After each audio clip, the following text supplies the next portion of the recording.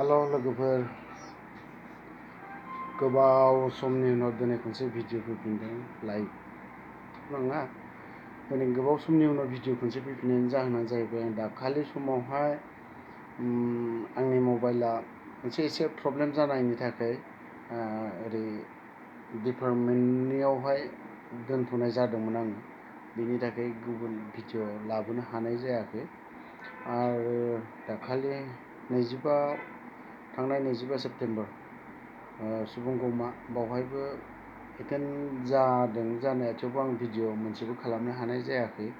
थेवबो जाखिनि हायो दिनै गोबाव समनि गेजेरावहाय, गोबाव दिननि गेजेरावहाय दिनैहाय आं भिडिअ लाबोनाय जाबाय।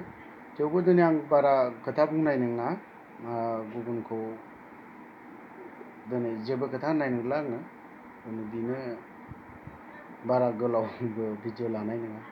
दाखालि जाखिनि सुबुंगौमायाव नुजाफैनो हानाय रायजो राजा, बिथांमोनखौ आंनिफ्राय गोसो गोरबोनिफ्राय साबायखर बावो।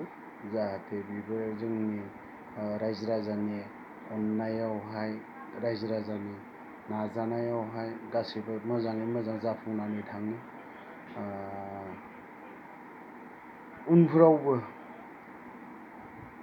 इयुनावबो जायखि दल संगठनानो लाया मानो, रायजो राजाया गासै लोबै फैयोब्ला मोजां, आरो बेफोरबायदिनो हेफाजाब होलांलायबाय थायोब्ला मोजां जागोन होननानै आं सानो।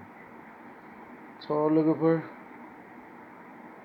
दिनै इसेल' भिडिअ खालामगोन आं, बारा गोलाव खालामा, ससेल'। बेखिनियावनो दोनथ'नाय जाबाय। गोजोन्थों, खुलुमबाय।